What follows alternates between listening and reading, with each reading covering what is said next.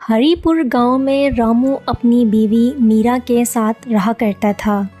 रामू गांव में तालाब से मछलियां पकड़कर इन्हें बेचकर अपने घर का खर्चा चलाया करता। एक रोज रामू की बीवी मीरा रामू पर भड़कते हुए कहती है, लो जी, आज भी दाल चावल उठा कर ले आए हो। हफ्ते के 7 दिन दाल चावल खा खा कर मैं परेशान हो गई हूँ। कम से कम आज तो कुछ अच्छा ले आते। तुम्हें तो पता है आजकल मैं तालाब से ज़्यादा मछलियाँ नहीं पकड़ पा रहा हूँ। न जाने मुझसे पहले कौन आकर तालाब से मछलियाँ पकड़ के ले जाता है। अरे तुमसे तो सुबह सुबह उठा भी नहीं जाता। कितनी बार कहा है सुबह के टाइम जल्दी उठ जाया करो। जब सारी दुनिया मछलियाँ पकड़कर बेच आती है तब तुम एक आध मछली पकड़ने निकल जाते हो। अरे मुझ पर भड़कने से कुछ नहीं होगा। अच्छा आज दाल चावल खा लो, कल मैं कुछ अच्छा ले आऊँगा। मुझे नहीं खाने दाल चावल, मैं तुम्हारे लिए बना देती हूँ, तुम खाते रहो। आज खाओ कल खाओ, सारी जिंदगी यही खाते रहो। मेरा तो मन ही उठ गया है इस खाने से। अच्छा झोला दो मुझे जाना है। मीरा झोले को बाहर मारती है। रामू को झोला हल्का भारी लगता है और जब रामू झोले को देखता है तो वो देखता है कि झोले में एक मछली पड़ी है, जिसे देखकर रामू अपनी बीवी को आवाज लगाते हुए कहता है, अरे मीरा, ये लो, तुम्हारी किस्मत से एक मछली झोले में रह गई थी। इसे ही फ्राई करके फिश कड़ी बना लो। हाँ हाँ जरूर, दाल चावल खाने से तो अच्छा ही है मैं फिश कड़ी बना लूँ। कम से कम मज़ा तो आएगा। मैं तो दाल चावल खा खा के पक चुकी हूँ। इतना बोलकर मीरा रामू के हाथ से झोला ले लेती है और उसमें से मछली निकाल कर धोकर बैठकर काटने लग जाती है। लेकिन तभी अरे हुज़ैफा भाई, क्या बात है, इतनी सारी मछलियाँ लिए कहाँ जा रहे हो? एक मैं हूँ जिसे तालाब में मछली नहीं मिलती और तुम्हें देखो तो पूरी टोकरी भरी हुई मछलियों से। अरे इन मछलियों को तो मैं तुम्हारे यहाँ ही लेके आ रहा था। दरअसल अभी अभी मुझे अपने ससुराल जाना पड़ रहा है।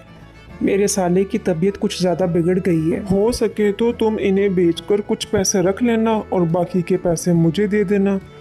अभी मैं कुछ और नहीं बता सकता भाई, इसमें कम से कम 300 मछलियाँ होंगी। इतना बोलकर हुज़ैफा मछलियों से भरी टोकरी रामू के घर पर रख कर चला जाता है। वहीं दूसरी तरफ मीरा हुज़ैफा की मछलियों से भरी हुई टोकरी को देखकर बोली, अरे बाप रे, 300 मछलियाँ देख रहे हो ना तुमसे तो 20 मछलियाँ भी नहीं पकड़ी जाती और ये 300 से ज़्यादा मछलियाँ देकर गया है तुम्हें। अरे तुम चुल्लू भर पानी तो ला सकते हो ना, उसमें डूबकर मर क्यों नहीं जाते? कोई भी काम तुमसे ठीक से होता है क्या? तुम्हें ताने देने के अलावा कोई काम आता है? तुम मछली काटने पर क्यों नहीं ध्यान देती? इतना कहने के बाद मीरा भी मछलियाँ काटते हुए बड़बड़ा रही होती है और रामू घर से बाहर चला जाता है। मीरा मछली काट ही रही होती है कि तभी अचानक से मछली के पेट से चमकदार चीज निकलती है, जिसे देखकर मीरा की आंखें खुली की खुली रह जाती हैं। ये क्या है? अरे बाप रे, मैं कहीं सपना तो नहीं देख रही? ये तो हीरा है, वो भी इस मछली की पेट से निकला है। मैं तो करोड़पति बन गई साला, मैं तो सांप बन गया। इसीलिए तो कहा गया है, देने वाला चुप्पी देता है, थप्पड़ फाड़ के देता है। मीरा की तो इस हीरे के टुकड़े को देखकर आंखें चमक जाती हैं और लालच में आकर मीरा हुज़ैफा की मछलियों को भी काटने लग जाती है। क्या पता इनमें से भी हीरे मिल जाएं। मीरा हुज़ैफा की मछलियों को काट काट कर आधा कर देती है, लेकिन किसी में से कुछ नहीं निकलता। तो वो देखता है मीरा ने हुज़ैफा की दी हुई मछलियों के 2 हिस्से करके ढेर लगाए हुए थे। अरे मीरा, ये क्या किया तुमने? हुज़ैफा की मछलियों के 2 हिस्से कर दिए, लेकिन क्यों? अरे तुम करना क्या चाहती हो और कर क्या देती हो? हे मालिक, अब इसके पैसे कहाँ से दूंगा मैं?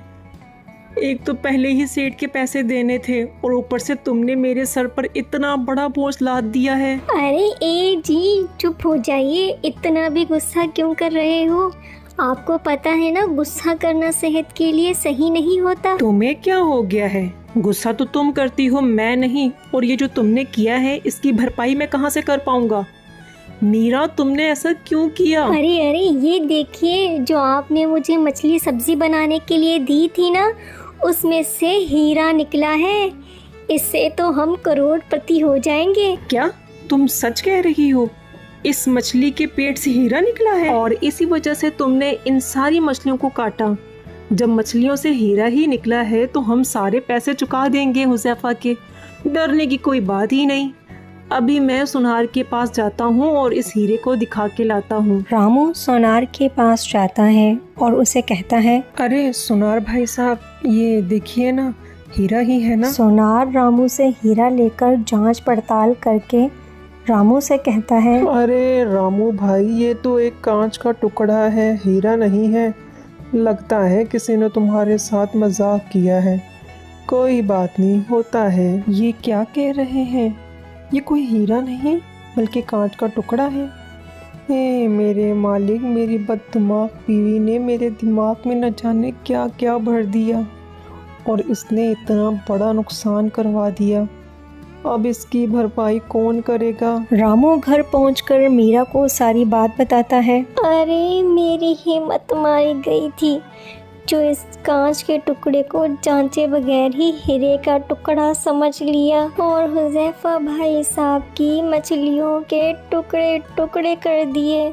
अब इनके पैसे कैसे चुकाएंगे हम जी? वही सोच सोच कर पागल हो रहा हूँ कि करूँ तो क्या करूँ। यही बातें चल रही होती हैं कि वहाँ मीरा की पड़ोसन इशाल का आना होता है। इशाल गांव जा रही होती है और वो मीरा को यही बताने आई थी। अरे मीरा बहन, हम जरा गांव की तरफ जा रहे हैं अपनी बहन की बेटी की शादी में। ज़रा मेरे घर को देखते रहना और ज़रा मेरे ठेले को भी देखते रहना साथ साथ। मीरा बहन, आप गाँव जा रही हैं तो क्या मुझे आपकी रेडी मिल सकती है? नेकी और पूछ पूछ ज़रूर रामू भाई साहब। अब पड़ोसी के काम नहीं आएगा तो कौन आएगा? मैं तो कम से कम 1 महीने के लिए शादी में जा रही हूँ, तो चलो मेरी रेडी का ध्यान भी रखा जाएगा साथ साथ। अच्छा, अब मैं चलती हूँ, बड़ी लेट हो रही हूँ, बस यही तो बताने आई थी आप लोगों को मैं। इतना कहकर इशाल वहाँ से चली जाती है। इशाल के जाने के बाद मीरा रामू को देख रही होती है कि आखिर इशाल की रेडी क्यों ली। अरे बस बस, घूरना बंद करो। मुझे पता है तुम्हारे मन में यही सवाल होगा कि मैंने इशाल बहन की रेडी क्यों ली। अब हम इस रेडी पर मछलियों को बेचने वाले हैं, फिश कड़ी बनाकर, वरना हमारा बहुत नुकसान होगा और हम कर्ज में चले जाएंगे। और हुज़ैफा भाई का जो नुकसान हुआ है उसकी भी तो भरपाई हमें ही करनी है। ऐसी तरकीब मेरे दिमाग में क्यों नहीं आई? वैसे आपने तरकीब तो बड़ी अच्छी निकाली है। तुम्हारे पास दिमाग ही कितना है जो तुम इन सब बातों में अपना दिमाग लगाओगी। खैर, हमें कल से ही काम शुरू करना होगा, वरना सारी मछलियाँ ख़राब हो जाएंगी। रामू के पास रेडी तो आ चुकी थी।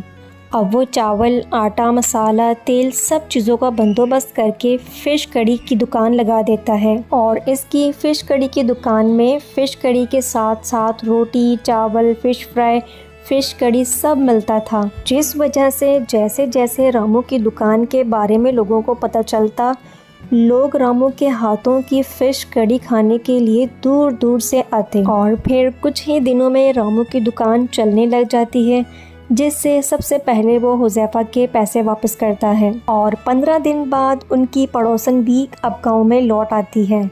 और जब उसे ये पता चलता है कि रामू ने उसकी रेडी पर फ़िश कड़ी की दुकान खोली है, तो उसके गुस्से का ठिकाना नहीं रहता।